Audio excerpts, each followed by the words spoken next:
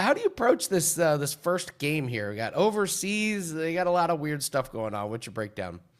So there are four Division 1A games this week. There are actually nine total college football games. The other five games involve at least one, if not two, one AA teams, FCS versus FBS. I'm dating myself with the 1A, 1AA stuff. But this is definitely the spotlight game this week. In fact, I wasn't planning on doing my college football top 25 video until week one. I don't acknowledge week zero with my top 25 video, but I kind of have to this week because this is a top 20 matchup. So let's knock it out here and do a deep dive analysis of both the side and total. This is the official first college football game of the year. It goes at 12 noon Eastern this Saturday. And what is that? August the 23rd at high noon Eastern on ESPN. And that is probably like 5 p.m. early evening in Dublin, Ireland.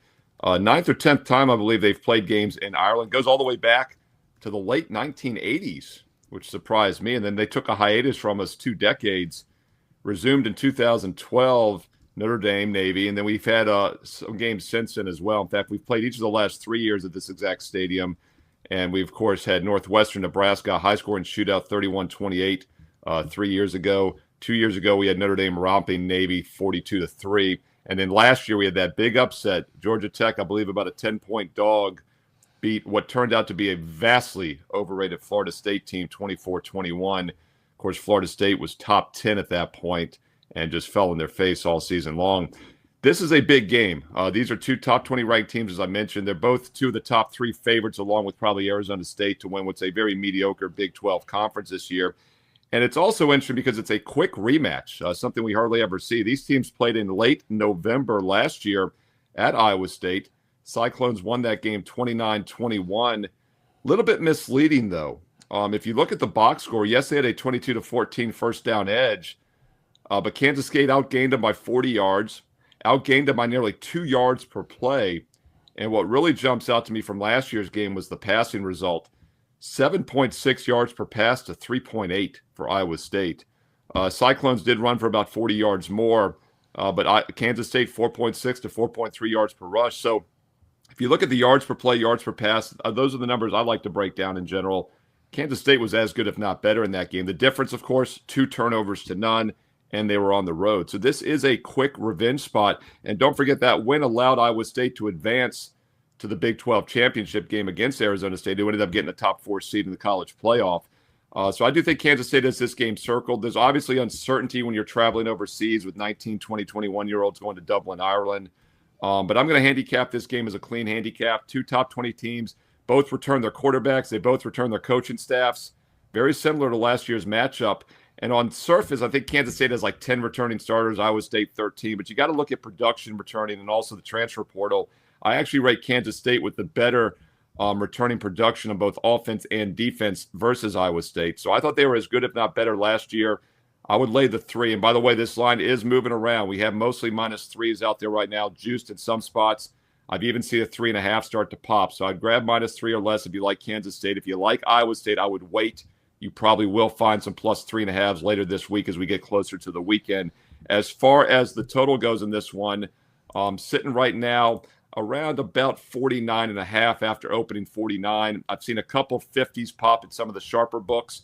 I would agree with the over. 51 is the key number. 50 is a dead number. As long as it stays below 51, which is a very key number with totals, I think the over is worth a look. And once again, it's always dicey when you're playing overseas, unusual setting. But we have seen some points in this venue over the years. Obviously, the Notre Dame Navy game 2 years ago, an option run attack, a blowout. We disregard that. But we did get 59 points in that Nebraska Northwestern game 3 years ago. And last year, 24-21, 45 points. Considering how bad that Florida State offense turned out to be, was fairly high scoring as well. So I lean Kansas State -3 or less, and I would lean the over 49.5. Top 20 matchup to start off the college football season 2025 this Saturday at noon Eastern on ESPN. And don't forget, I will have my weekly college football top 25 video each and every week going forward. So make sure you subscribe and you click the bell here on WagerTalk TV. And my full season college and pro football specials are both available still right now with special prices on my page, SteveMerrillWagerTalk.com. And of course, you can get there quicker with shortcut wt.buzz/SM.